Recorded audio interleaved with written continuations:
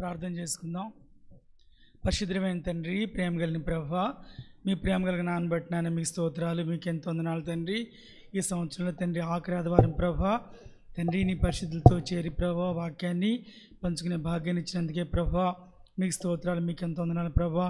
తండ్రి ఇక సంవత్సరాలను తలుచుకుంటే ప్రభునైనా మమ్మల్ని తండ్రి మీరు సజీవులకు ఉంచిన గొప్ప దేవుడు ప్రభువా, మీకు స్తోత్రాలు ప్రభువా. మేము సజీవులు గుండి ప్రభువా మిమ్మల్ని స్తుతించాలని ఆరాధించాలని ప్రభు మీరు మమ్మల్ని ప్రభువా సజీవులకు ఉంచినందుని బట్టి మీకు స్తోత్రాలు, మీకు ఎంతో వందనాలు తండ్రి. అయినా ఈ సమయంలో ప్రభునైనా మీరు మాకేమై ఉన్నారు ప్రభా, మేము చక్కగా ధ్యానించడానికి కావాల్సిన కృపను అనుగ్రహించండి తండ్రి.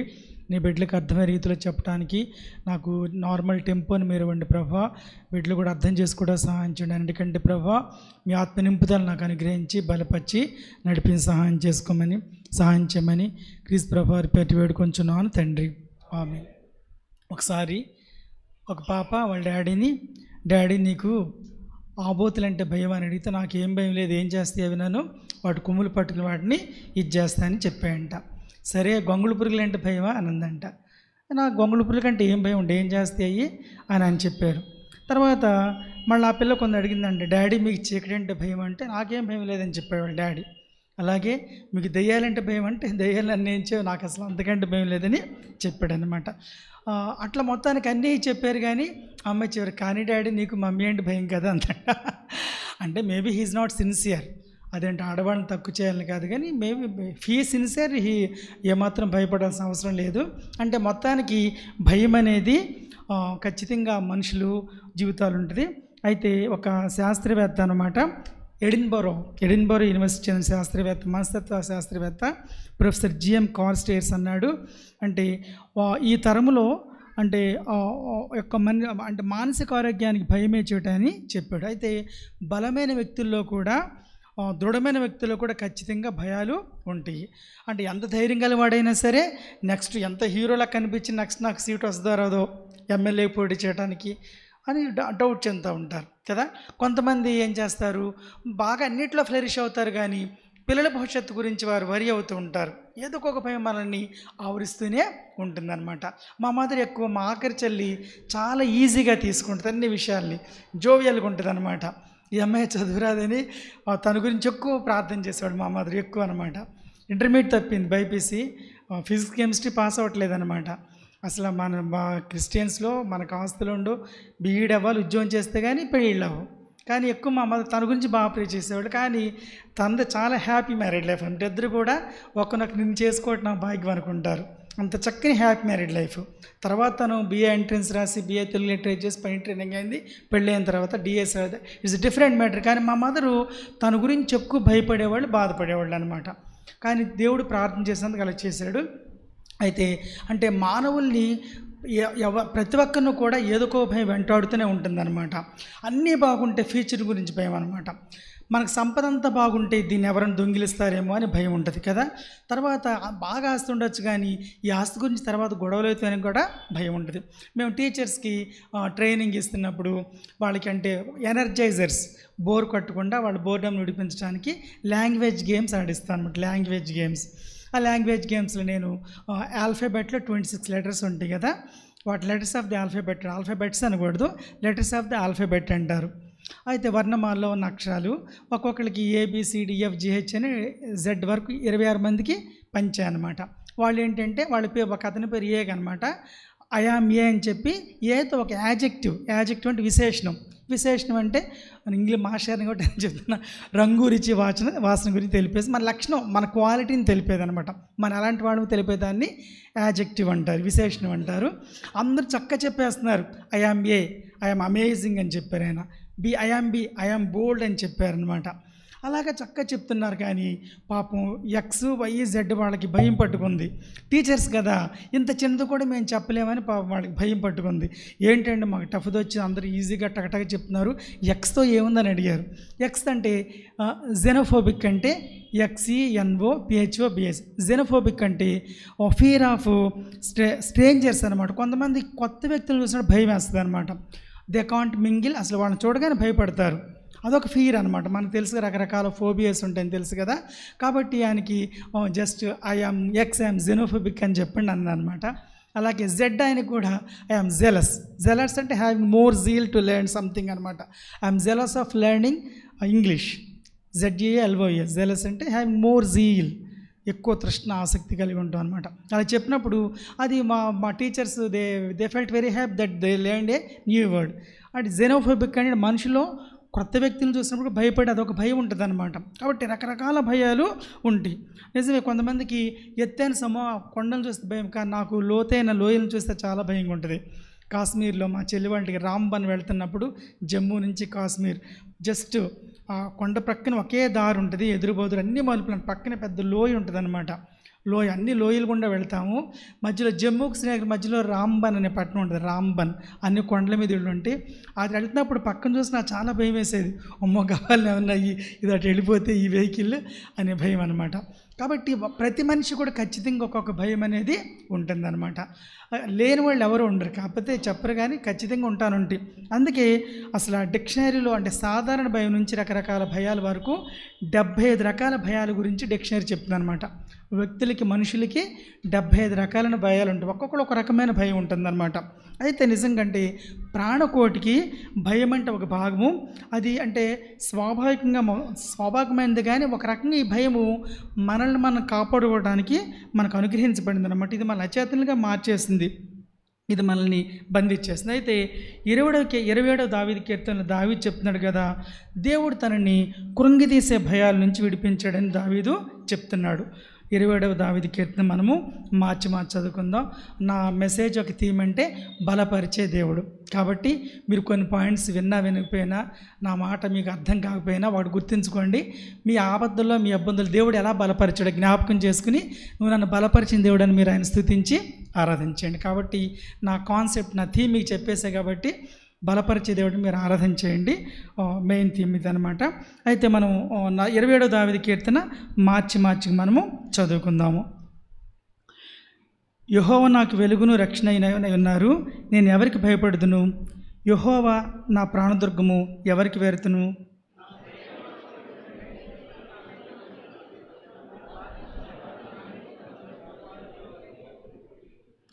నాతో యుద్ధం చేయుటకు దండిదిగినను నా హృదయం భయపడదు. నా మీదకి యుద్ధం రేగినను దీనిలో నేను ధైర్యం విడువుకుందును.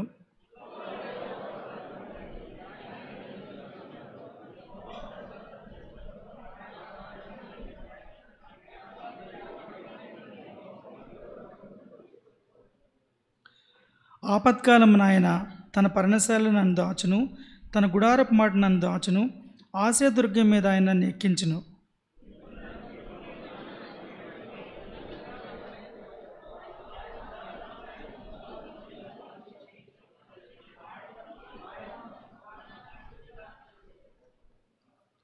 యెహోవా, నేను కంఠధ్వని ఎత్తి నిన్ను ప్రార్థించినప్పుడు నా మనవి ఆలకింపుము, కరుణతో నాకు ఉత్తరమిమ్ము.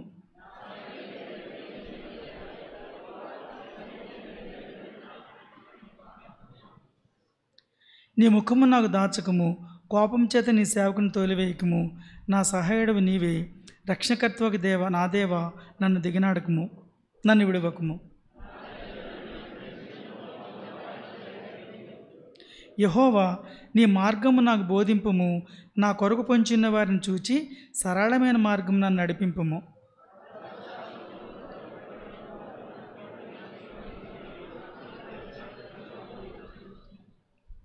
సజీవుల దేశమున నేను యెహోవా దయను పొందుదనన్న నమ్మకము నాకు లేనేడలా నేనేమవుదును?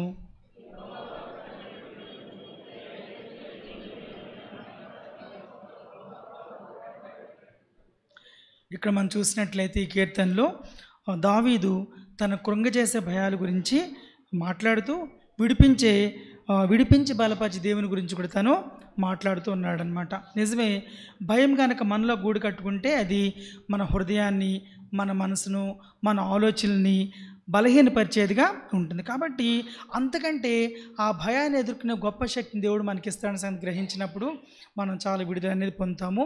ఆయన బలాన్ని మనము గుర్తిస్తాం. ఖచ్చితంగా అది భయము మన హృదయాన్ని, మన మనసును, మన ఆలోచనలను అంటే అది బలహీనపరిచేస్తుంది. కానీ దాన్ని ఎదుర్కోవటానికి దేవుడు మనకు శక్తిని ఇస్తాడని నమ్మినప్పుడు తప్పకుండా దాన్ని ఎదుర్కొంటాం, మనకు విడుదల అనేది దొరుకుతుంది. అయితే ఇక్కడ మనం చూసినట్లయితే కీర్తనాకారుడికి ఏ పరిస్థితులు భయాన్ని కలిగించిన చూస్తే తన చుట్టూ చుట్టూ కూడా శత్రువులు ఆవరించున్నారు. ఇదే తన భయానికి కారణము. తనకు వ్యతిరేకంగా వారు లేచినట్టు మనం చూస్తున్నాము. వారి చర్యల గురించి, వారి ఉద్దేశాల గురించి దావీదు చెప్తున్నాడు. ఫస్ట్ వచనంలో మనం చూసినట్లయితే, సెకండ్ వర్స్లో చూసినట్లయితే ఎవరు కనబడుతున్నారంటే దుష్టులు కనబడుతున్నారు. అలాగే రెండో వచనం సెకండ్ పార్ట్లో చూసినట్లయితే బాధించు శత్రువులు కనబడుతున్నారు. మూడో వచనంలో దండు కనపడుతుంది. ఆరో వచనంలో శత్రువులు కనపడుతున్నారు. 12వ వచనం మనం చూసినట్లయితే అబద్ధ సాక్షులు కనబడుతున్నారు. 11వ వచనం సెకండ్ పార్ట్లో సెకండ్ లైన్లో తన కొరకు పొంచి ఉన్నవారు కనపడుతున్నారు. వీరందరూ కూడా దావీదుని బాధించేవారు ఉన్నారు. అవును, మన దేవుని సత్యమార్గంలో మనం జీవిస్తున్నప్పుడు మనల్ని అపార్థం చేసుకుంటారు, మనల్ని బాధిస్తారు, సూటిపోటు మాటలు అంటారు, లేనిపోయిన మన పట్ల మన మీద కల్పిస్తారు, ఊహించుకుంటారు, మన మీద కల్పిస్తూ ఉంటారు. యోసేపు నీతిగా ఉన్నాడు, కానీ తన అన్నదమ్ములకి అది నచ్చలేదు కాబట్టి తన మీద కుట్ర పడినట్టు మనము చూస్తున్నాం. అయితే దుష్టుల గురించి మనం చూసినట్లయితే వారికి నైతిక ప్రమాణాలు ఏమి ఉండవు అన్నమాట. అసలు వారి ద్వారా ఏమైనా మంచి జరుగుతుందో మనం ఏమాత్రం కూడా ఊహించలేము. వాళ్ళు అవినీతి పరులు, వాళ్ళు అంటే హేతుబద్ధమైన కాదనమాట. వాళ్ళకి ఏ రీజన్ ఉండదు, వాళ్ళు ఈ పని ఎందుకు చేసే దానికి ఏ రీజన్ అనేది ఉండదు. కాబట్టి వాళ్ళ అభద్రభావం ఎక్కువ కాబట్టి వారి మనసులో నెమ్మది కూడా ఉండదు. అలాంటి దుష్టులు దావీదుని తరిమినట్టు మనం చూసిన తర్వాత మనం చూసినట్లయితే నిందించేవారు. వాళ్ళ పని ఏంటంటే ఎప్పుడు కూడా నిందలు వేయటం అనమాట. నిందలు వేయటం అంటే దావీదుకున్న మంచి పేరుని చెడగొట్టడానికి వారు ప్రయత్నించారనమాట. కానీ జనరల్గా మనం ఏం చేస్తామంటే మనకున్న పేరుని మనం కాపాడుకోవడానికి we try our level best. కానీ నిందలు వేసేవారంటే ప్రతి చిన్న దానిలో కూడా నెగిటివ్ పాయింట్ చూసి దాని ద్వారా మనం నిందించడానికి ప్రయత్నము చేస్తారు. దావీదు గారి జీవితంలో జరిగిన మన జీవితంలో కూడా ఖచ్చితంగా ఇవి జరుగుతూ ఉంటాయి. తర్వాత ఇక్కడ మనం చూసినప్పుడు 3వ వచనంలో దండు, నాతో యుద్ధం చేయటకు దండు దిగినను. చూసారా, అంటే అతని చుట్టూ కూడా, అంటే మనం భయంతో నిండినప్పుడు ఏమవుతుందంటే మన చుట్టూ ఉన్న పరిస్థితులు, మనుషులు అన్నీ మనకి విరోధంగా ఉన్నట్టు కనబడటం వల్ల ఇంకా భయం అనేది ఎక్కువైపోతుంది అనమాట. కాబట్టి అంటే ఎక్కువైపోయి ఇంకా మన చుట్టూ ఎక్కువ మంది ఉన్నట్టు మనం భ్రమిస్తాం అనమాట.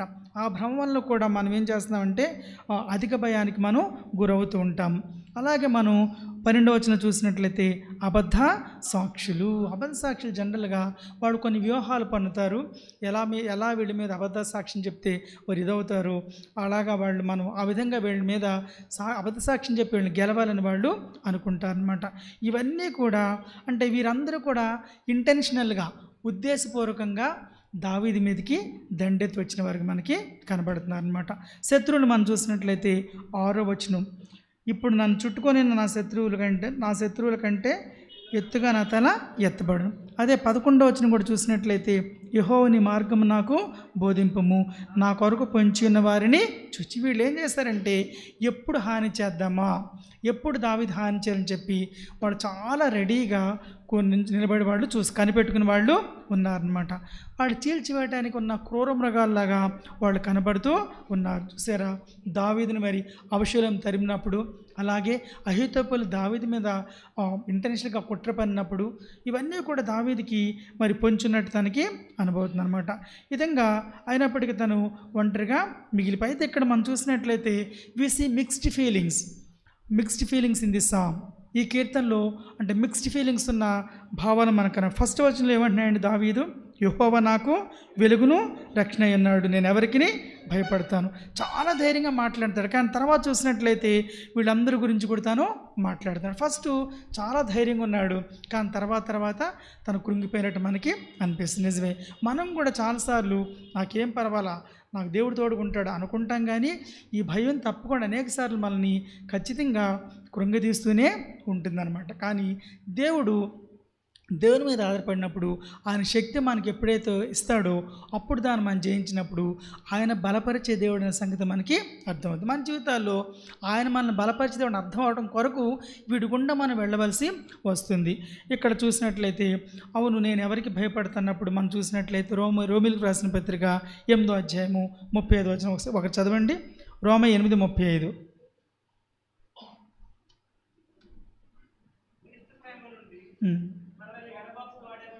క్రీస్తు ప్రేమను మనల్ని ఎడబాపువాడు ఎవడు. నిజమే, ఇది చదువుతున్నప్పుడు పౌలు చెప్పిన ఆ జయనినాదం మనకి గుర్తుకొస్తుంది అనమాట. ఎంత కష్టమైనా, ఎంత నష్టమైనా, ఎన్ని భయాలున్నా, ఖైదీలు వేసినా, అలాగే ఏడవబడినా సరే, అధికారులకి న్యాయమూర్తులకి తీసుకువెళ్ళబడినా సరే, న్యాయమూర్తి జడ్జెస్ని ఎదుర్కోవాల్సి వచ్చినా సరే, ఎన్ని వచ్చినా సరే తను ఏమంటే క్రీస్తు ప్రేమను మన బాపువాడు ఎవడు. క్రీస్తు ప్రేమ నాలో ఉంది కాబట్టి నేను ధైర్యంగా ఎదుర్కొంటాను అని ఇక్కడ మనం చూస్తున్నాం.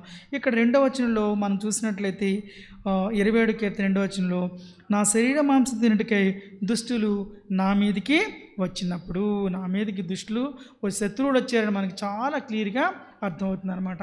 కానీ మళ్ళీ 7వ వచనం మనం చూసినట్లయితే, యెహోవా నేను కంఠధ్వని ఎత్తి నేను ప్రార్థించినప్పుడు నా మనవి ఆలకింపము. ఇక్కడ మనకి అంటే అతను 7వ వచనంలో భయం చేత ఆవరించబడిన వ్యక్తిగా మనకు దావీదు కనపడుతూ భయం చేత ఆవరించిన వాడు దేవునికి అతను మొరపెడుతున్నాడు అనమాట. చూసారా, తన శత్రువుల గురించిన ఆలోచన తనని భయానికి గురి చేస్తుంది. అయితే మనం చూసినట్లయితే దేవుడు బలానికి మూలస్థానం అన్న సంగతి మనకి అర్థమవుతుంది. కాబట్టి వీటన్నిటి నుంచి కూడా దేవుడు దావీదుని బలపరిచాడు కాబట్టి అని అంటున్నాడు, యెహోవా నాకు వెలుగును, నాకు రక్షణగా ఉన్నాడు అన్న సంగతి మనకి అర్థమవుతాను. మనం బలపరుస్తాడు, మనతో మాట్లాడతాడు, ఆధ్యాత్మిక ధైర్యాన్ని ఆయన మనకి ఇస్తాడు. కొన్నిసార్లు మరి మనం చాలా కృంగిపోయాం. ఒకసారి స్టూడెంట్స్కి బైబిల్ స్టడీ జరుగుద్ది ఇవాంజలికలియన్లో. ఒక తమ్ముడు బైబిల్ స్టడీకి చాలా దిగులుగా ఉన్నాడంట. చాలా దిగులుగా ఉంటే, ఏంటి తమ్ముడు దిగులుగా ఉన్నావు అని ఆయన మోషే బాబు గారని ఆయన ఒక గ్రూప్ 2 ఆఫీసర్, గ్రూప్ 1 ఆఫీసర్, ఆయన హ్యాండ్లూమ్ టెక్స్టైల్స్ ఏపీకి డైరెక్టర్గా చేశారు ఆయన. అదే నాకు తెలియదు, గ్రూప్ 1 ఉంటుంది. అయితే ఆయన తమ్ముడు ఎందుకు దిగులుగా ఉన్నామంటే, అన్న నేను ఇంటర్మీడియట్ తప్పానన్నా అని చెప్పాడు. తమ్ముడు ఇంక 2 సార్లు తప్పాలనంట. అతనికి ఆశ్చర్యం వేసిందంట.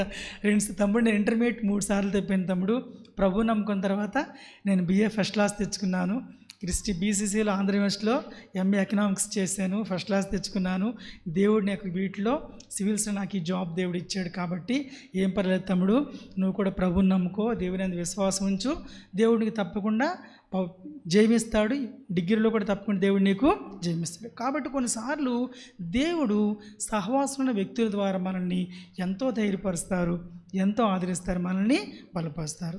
కాబట్టి వ్యక్తిగత సహవాసమే కాకుండా మనం ఇలాంటి ఫెలోషిప్ కూడా రావాలి. మన బాధను షేర్ చేస్తారు. కొంతమంది తమ బాధ ఏం చెప్పుకోరు, అలాగే దాచుకుంటారు. ఖచ్చితంగా నమ్మకమైన వారితో మనం షేర్ చేసుకున్నప్పుడు తప్పకుండా కౌన్సిల్ చేస్తారు, ధైర్యపరుస్తారు, బలపరుస్తారు. అండ్ నిజమే, దేవుని బిడ్డల సహవాసంలో సమాజంలో మనకెంతో ధైర్యం వస్తుందన్నమాట.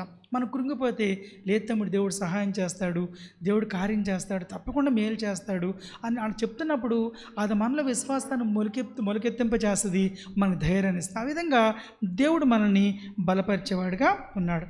అంటే డిస్ట్రక్షన్ అనేది, అంటే నాశనం వల్ల మనం కృంగిపోయి డిప్రెషన్లోకి వెళ్ళకుండా దేవుడు తప్పకుండా మనల్ని విడిపిస్తాడు, మనల్ని బలపరుస్తాడు. ఎందుకంటే దేవుడు నమ్మదగిన వాడు కాబట్టి మనం సహించగలిగిన దానికంటే ఎక్కువ భయాన్ని కానీ, ఎక్కువ శోధన కానీ దేవుడు మనకి ఏమాత్రం కూడా ఇవ్వడానికి సార్ మనం గ్రహించాలి. గిడియోను జీవితంలో మనం చూసినట్లయితే, గిద్యోను అంటే మిద్యానులకు భయపడిపోయి చాలా అభద్రతా భావంతో ఉన్నాడు. చాటున గోధుమలు తను దొడ్డుకొడుతున్నాడు. ఒకసారి చూడండి, న్యాయాధిపతులు 6వ అధ్యాయము, న్యాయాధిపతులు 6వ అధ్యాయము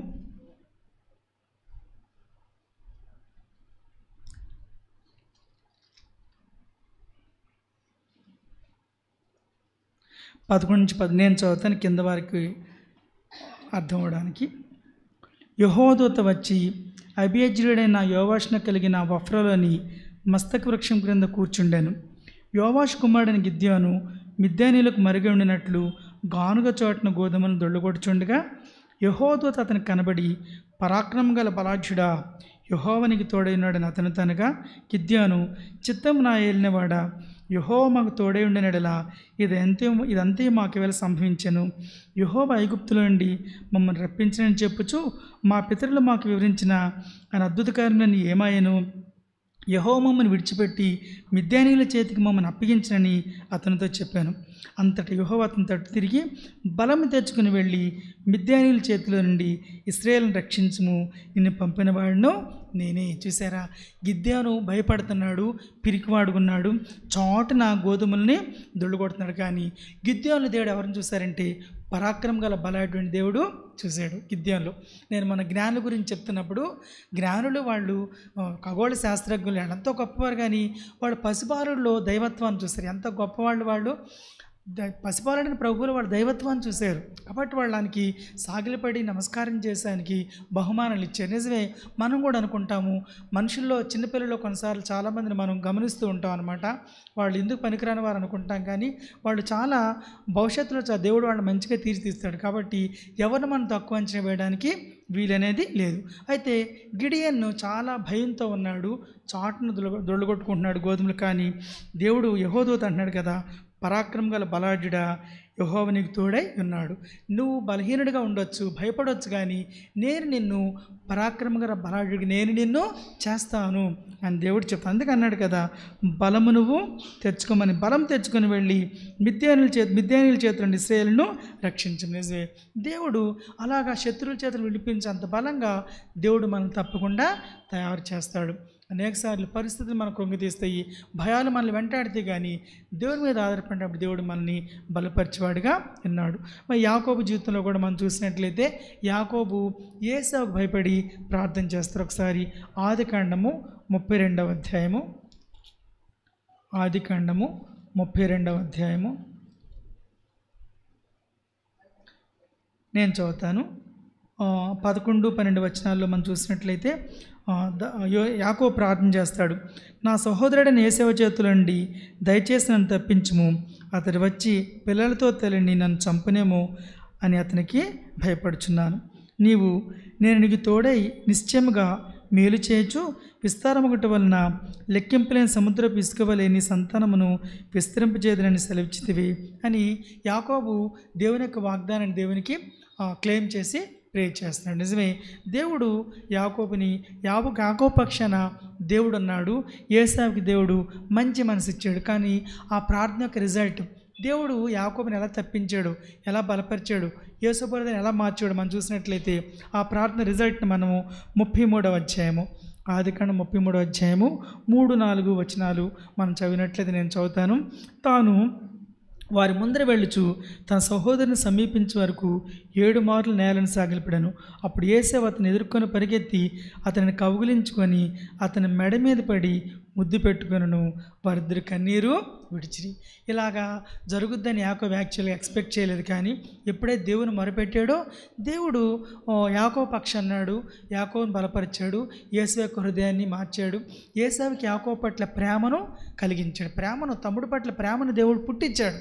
నిజంగా మనకు భయం కలిగే పరిస్థితుల్లో దేవుడు తప్పకుండా మనకి సహాయం చేసి నడిపిస్తూ ఆయన ఖచ్చితంగా ఉంటాడు. చూసే వాళ్ళల్లో ఎంత ప్రేమ పెళ్ళుగిపోయిందో వారిద్దరూ కూడా మరి కన్నీరు విడిచారు. ఏశావు యాకోబుతో చాలా సఖ్యతగా మాట్లాడాడు. చివరికి ఏశావేమో సెయీరునకి వెళ్ళిపోయాడు, యాకోబేమో సుక్కోతుకి వెళ్ళిపోయాడు. నిజమే, మనం భయపడిన పరిస్థితుల్లో దేవునికి మనం మొరపెట్టినప్పుడు తప్పకుండా దేవుడు రక్షణ కార్యం చేస్తాడు. అనేక సార్లు మనకి ఫ్యూచర్ని గురించిన భయం ఉంటుంది, మన పిల్లల భవిష్యత్తు ఏమవుతున్న భయం ఉంటుంది, కానీ మనం మొరపెడుతున్నప్పుడు దేవుడు తప్పకుండా మన పక్షాన కార్యం చేసి నడిపించే గొప్ప దేవుడు. తర్వాత మనం చూసినట్లయితే 14వ వచనం, కీర్తనలు 27:14 వచనం మనం చూసినట్లయితే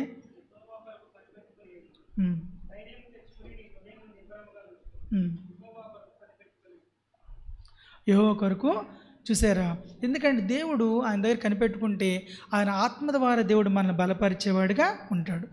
బలపరచడం మనల్ని పరిశుద్ధాత్మ దేవుని యొక్క పని. తప్పకుండా మన అవసరతలు ఆయన మనకు సహాయము చేస్తాడు. అందుకే ఆయనకి ఆదరణకర్త అని పేరు. ఆదరణకర్త, అలాగే ఆలోచనకర్త. ఆయన మన పక్షాన్ని నిలిచి మనకి ఆలోచన చెప్పే దేవుడు, మన సహాయం చేసే దేవుడు. తన శక్తి దేవుడు అంటే భయాన్ని తీసేస్తానని నేను చెప్పట్లేదు, కానీ మనం భయాన్ని జయించడానికి కావాల్సిన శక్తిని దేవుడు మనకి వర్తిస్తానని వాగ్దానము చేశాడు. కాబట్టి భయం తీసేయమంటాం కాదు, కానీ ఆ భయాన్ని మనం ఎదుర్కోవాలి. దాన్ని ఫేస్ చేయాలి. దాన్ని జయించే శక్తిని దేవుడు మనకి ఇస్తాడు. దేవుడు తన ఆత్మచేత మనల్ని నింపినప్పుడు ఆటోమేటిక్గా ఆ భయాన్ని జయించడానికి మనకి ధైర్యం అనేది వస్తుంది. చూసారు, పేతురు గురించి అన్న రాత్రి చెప్పారు. పేతురు అనగానే మనకి ఏం కనబడుద్ది అంటే నెగిటివ్ పాయింట్స్ కనబడుతుందని చెప్పారు. నేను ఫస్ట్ పేతురు ఏం కనబడుతుందంటే 3 సార్లు అబద్ధం ఆడారు. నిజమే, పేతురు గురించి అన్న మంచి లక్షణాలు చెప్పారు, కానీ ముందు మనకేం కనబడుతుంది? నెగిటివ్ పాయింట్స్ మనకి కనబడుతూ ఉంటుంది. నిజమే, పిరికివాడే కానీ దేవుడు ఎప్పుడైతే తన్ని పునరుద్ధాన శక్తితో నింపాడో ఎంత బాగా వాడికి సమాధానం చెప్పాడో మనం చూస్తే మనకు అర్థమవుద్ది. పేతురు పునరుద్ధాన శక్తిని పొందుకున్నాడు దేవుని యొక్క. అది కాకుండా పరిశుద్ధాత్మ శక్తి చేత నింపబడ్డాడు కాబట్టి ధైర్యంగా మాట్లాడాడు. అపొస్తలుల కార్యాలు 4వ అధ్యాయము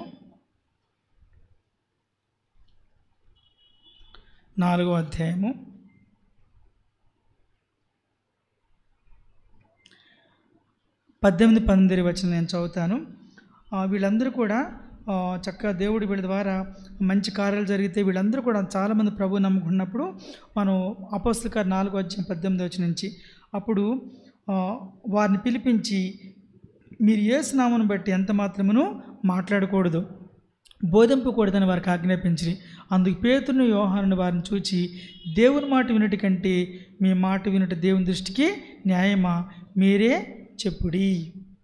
పేతురు యోహాను కూడా తోడాడు. చాలా ధైర్యంగా అక్కడున్న వారు చెప్తున్నారు, దేవుని మాట వినుట కంటే మీ మాట వినుట దేవుని దృష్టికి న్యాయమా. అలా ధైర్యంగా మాట్లాడగలిగిన ఆ శక్తి బలాన్ని దేవుడు పేతురికి యోహానికి ఇచ్చినట్టు మనము చూస్తాము. కాబట్టి మన జీవితాలు పరిశుద్ధాత్మేయుడు మనల్ని బలపరిచి ఆ ఆత్మచేత నింపి మన భయాన్ని జయించడానికి ఆయన శక్తినిచ్చేవాడుగా ఉన్నాడు. ఇక్కడ మనం చూసినట్లయితే మరి ఆ బలానికి రహస్యం ఏంటో మనం చూసినట్లయితే అతడు దేవుని చేత నింపబడిన వాడిగా మనకి కనబడుతున్నాడు. దావీదు దేవుని చేత నింపబడిన వాడిగా మనకి కనపడుతున్నాడు. మొదటి వచనం ఆయన ఏం చెప్తుందంటే యెహోవా నాకు వెలుగును రక్షణ ఉన్నాడు. అతడి విశ్వాసంతో దేవుడిని ప్రభువుని నాకు వెలుగుని సంబోధిస్తున్నాడు అనమాట. అంటే దావీదు అవడానికి దేవుడు వెలుగుగా కనబడ్డాడు. అంటే దేవుని వాక్య వెలుగులో మనం నడిచినప్పుడు మనకి ఎలాంటి భయం అనేది ఉండనుగాక ఉండదు. దేవుడు తప్పకుండా మనల్ని ధైర్యపరుస్తాడు, బలపరుస్తాడు. కాబట్టి వెలుగైన దేవుడు మనకేం చేస్తాడు? దారిని చూపిస్తాడు. నీ వాక్యం నా పాదములకు దీపము. దీపం ఎంత కనపడద్ది? ఒక ల్యాంప్. మన ల్యాంప్స్ ఇప్పుడు ఉండలేదు. ల్యాంప్ మనకి ఎంత దూరం కనపడద్ది అంటే మనం అడుగు వేసేంత దూరమే కనపడుతుంది. దేవుడు అదేవిధంగా మనల్ని డే బై డే మనల్ని దేవుడు నడిపిస్తూ ఉంటాడు అనమాట. అంతే లాంగ్ రన్లో మనం ఏమవుతామో దేవుడు చెప్పడు, కానీ ఆయన కొరకు నమ్మకంగా జీవిస్తుంటే ఆయన వాక్య పెరుగులో అనుదినం మనం ఎలా నడవాలో, మనం ఎలా జీవించాలి దేవుడు మనకి నడిపిస్తాడు. తర్వాత మనం చూసినట్లయితే దేవుడు నాకు రక్షణ, యెహోవా నాకు రక్షణ అని చెప్తున్నాడు. అంటే దావీదుకి దేవుడు పరిపూర్ణ కలుగు చేసేవాడు, తర్వాత మంచిని కలుగు చేసేవాడు. అలాగే 59 కీర్తన 9వ వచనం అంటాడు కదా, ఆయన నా ప్రాణమా, ఆయన నాకు ప్రాణదుర్గం అని అంటాడు, నా బలమా అంటాడు. యెషయా 49:5 మనం చూసినట్లయితే దేవుడు నాకు బలమైను. మనం దేవుని మీద ఆధారపడి ఆయన వాక్యపల్లి నడిచినప్పుడు ఎన్ని భయాలు వచ్చినా సరే ఆయన బలాన్ని మనం గుర్తించే వారంగా మనము ఉన్నాము. తర్వాత 27వ కీర్తన 4వ వచనం మనం చూసినట్లయితే యెహోవా యొద్ద ఒక వరం అడిగి తిని దాన్ని నేను వెతుకుచున్నాను, యెహోవా ప్రసన్నం చూచుటకు ఆయన ఆలయములో ధ్యానించుటకును నా జీవితకాలమంతయు నేను యెహోవా మందిరములో నివసింపగోరుచున్నాను. ఇక్కడ అతను ఏం చేస్తున్నాడంటే అంటే భయం నుండి కలిగే చంచలత నుండి మనం విడిపించాలంటే ఒక స్ట్రాంగ్ ఒపీనియన్, దృఢమైన ఉద్దేశం కలిగి ఉండాలి. ఆయన ఒక డెసిషన్ తీసుకున్నాడు అనమాట. నేను దేవుని సన్నిధిలో నివసించాలి, నేను దేవుని యొక్క ప్రసన్నతను చూడాలి, ఆయన మాధుర్యాన్ని అనుభవించాలి, అలాగే ఆయన ఆలయములో ధ్యానించాలి, అంటే ఆయన చిత్తాన్ని నేను గ్రహించాలి. ఆయన 3 డెసిషన్స్ తను తీసుకున్నాడు. ఆయన సన్నిధిలో ఉండాలి, ఆయన ప్రసన్నతను చూడాలి, అంటే ఆయన యొక్క చిత్తాన్ని నేను తెలుసుకోవాలి.